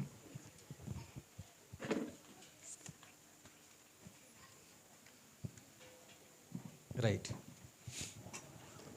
చక్కని వాక్యాన్ని మనకి ఇచ్చిన బ్రదర్ ప్రేమ్ కుమార్ గారికి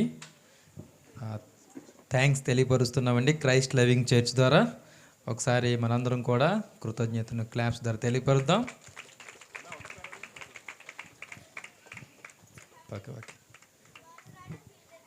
ఓకే. ఈ సమయంలో అందరం కలిసి ఒక పాట పాడుకుందాం. మీరు పాడతారా?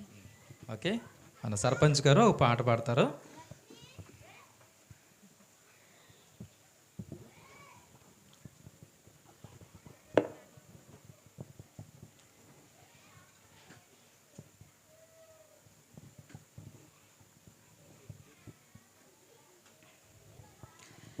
దేవనామానికి మహిమ కలుగును గాక.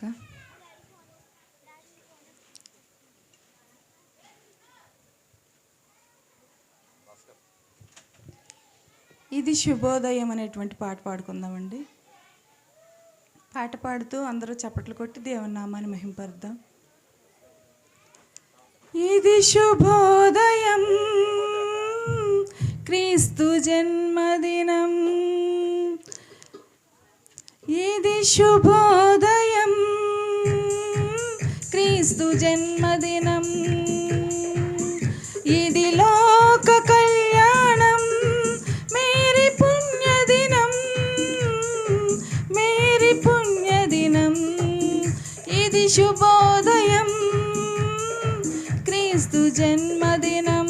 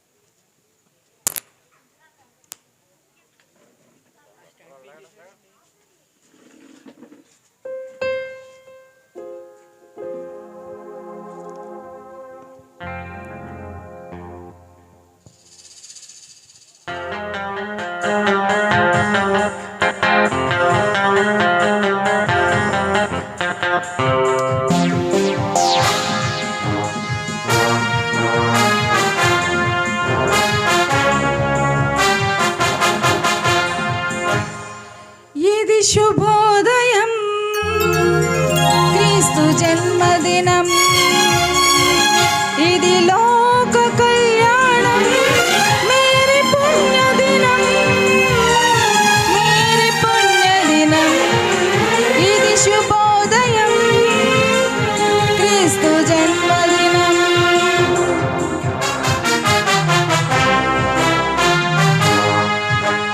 అందరూ చప్పట్లు కొట్టు దేవుని నామాన్ని మహిమపరుద్దాం.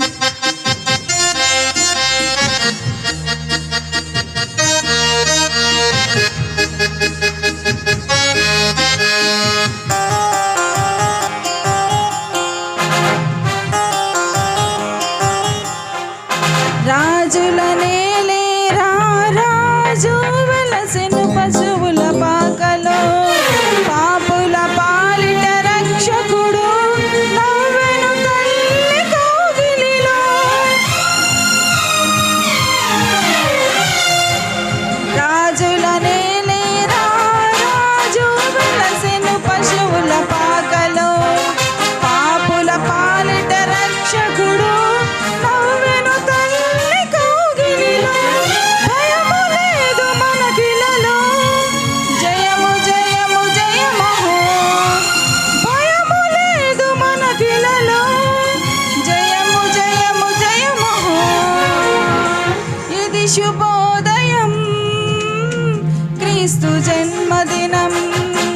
ఇది లోక కళ్యాణం, మేరీ పుణ్యదినం, మేరీ పుణ్యదినం. ఇది శుభోదయం, క్రీస్తు జన్మదినం.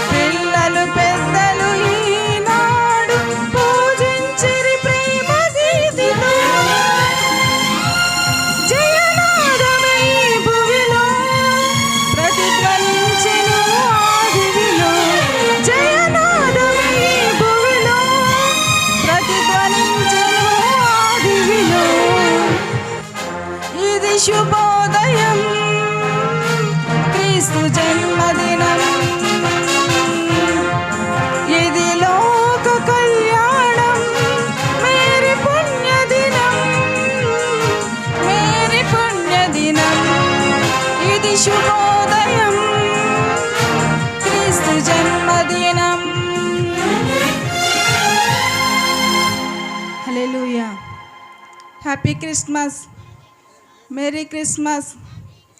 Thank you. గ్రీటింగ్స్ ఇచ్చి కేక్ కట్ చేస్తారు.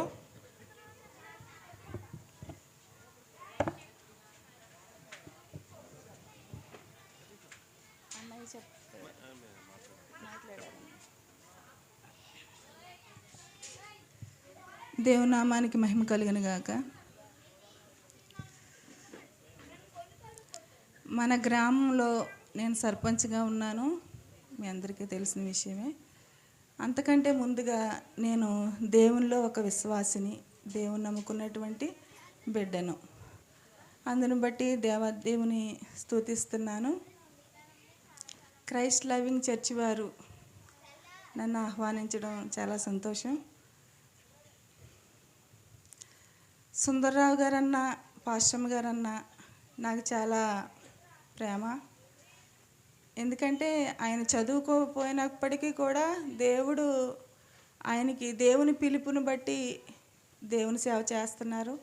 మరి అదే బాటలో సహోదరుడు భాస్కర్రావు గారు కూడా తన భార్య ఈ సేవను నడిపిస్తున్నారు. అందుని బట్టి దేవునికి వందనాలు చెల్లిస్తున్నాను. ఈ సేవను దేవుడు మరింతగా ఆశీర్వదించాలని, బ్లెస్ చేయాలని మనసారా కోరుతున్నాను. మీ అందరికీ క్రిస్మస్ శుభాకాంక్షలు తెలియచేస్తున్నాను. వందనాలు, అందరికీ వందనాలండి. Thank you.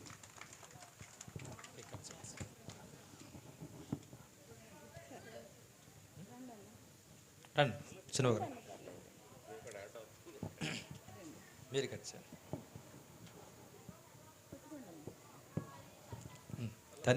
తండ్రి యొక్కయు కుమారుని యొక్కయు పరిశుద్ధాత్మ నామంలో కేక్ కట్ చేస్తున్నాం.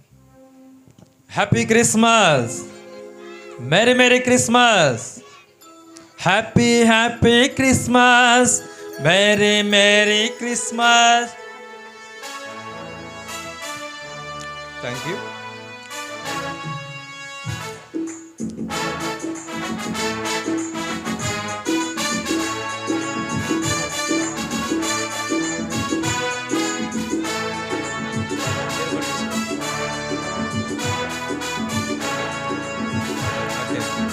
Happy happy Christmas, Merry Merry Christmas, Happy happy Christmas, Merry Merry Christmas. వెలిగింది గగనం ఒక వింత తారతో, కురిసింది భువనం ప్రభు యేసు రాకతో. వెలిగింది గగనం ఒక వింత తారతో, ప్రభు యేసు రాకతో. అందరూ చేతులు పైకిద్దాం. Happy happy Christmas, merry merry Christmas, happy happy Christmas, merry merry Christmas. Happy Christmas, merry merry Christmas. Okay.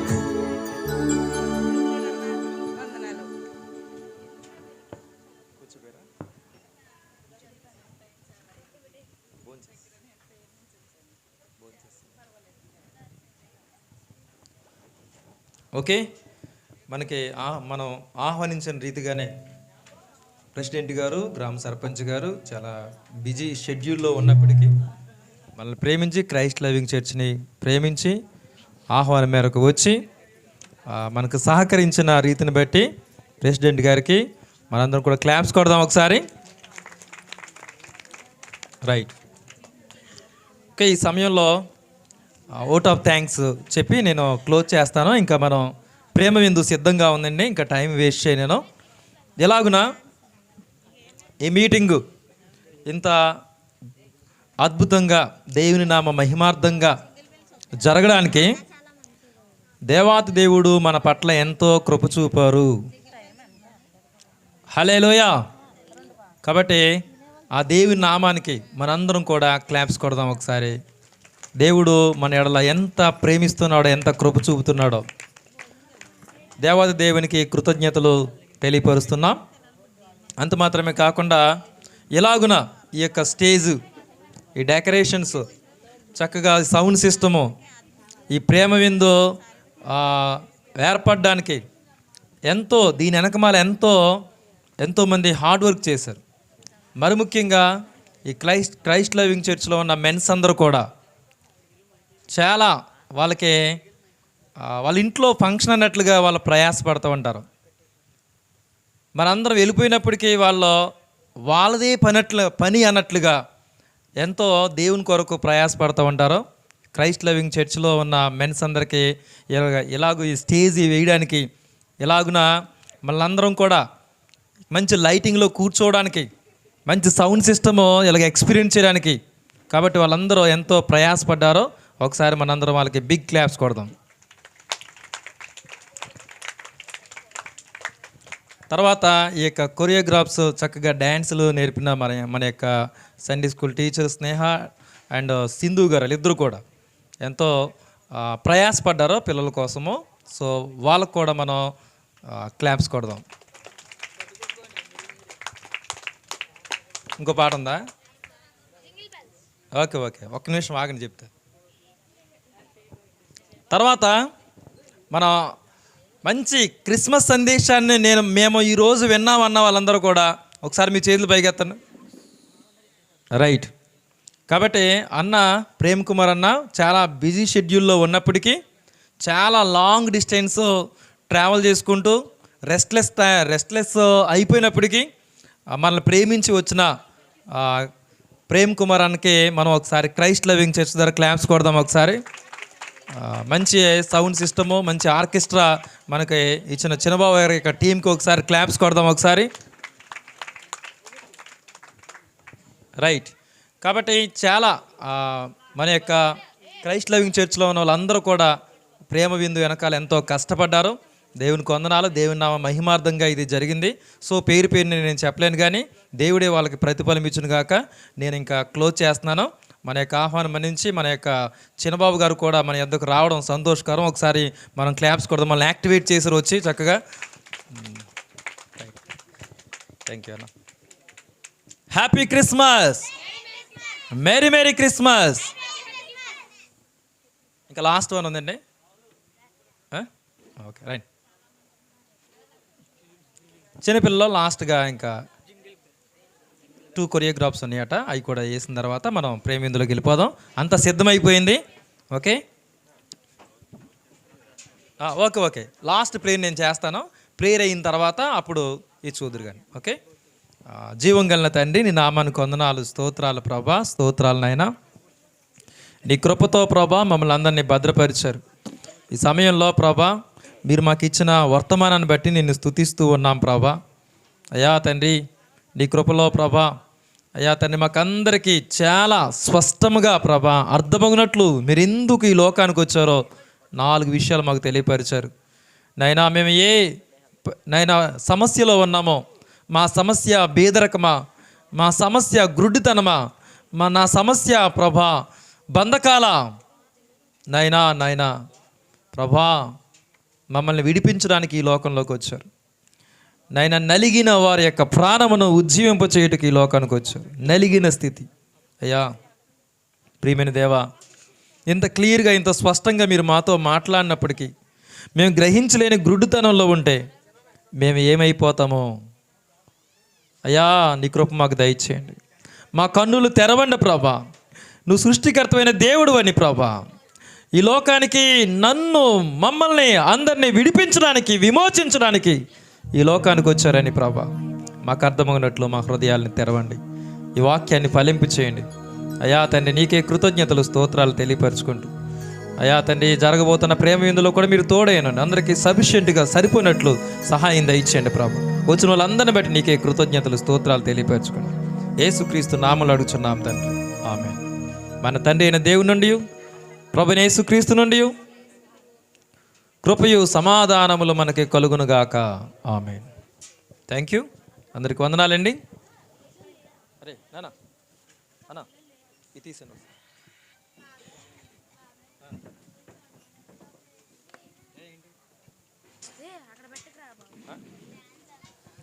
ఎవ్వరు కదలరో, చూస్తానే ఉంటారో. మీరండి త్వరగా. అది కూడా కింద పెట్టేమా, పడిపోద్ది.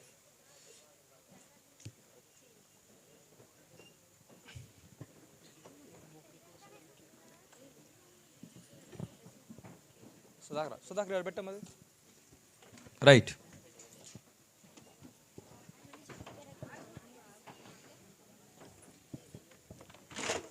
ఇంకా ఇలా కొరియోగ్రాఫ్స్ అయిపోతే ఇంకా మనం వెళ్ళిపోతామేనండి. ఎవరు వెళ్ళొద్దు, ఎందుకంటే వాళ్ళు ఫీల్ అవుతారు.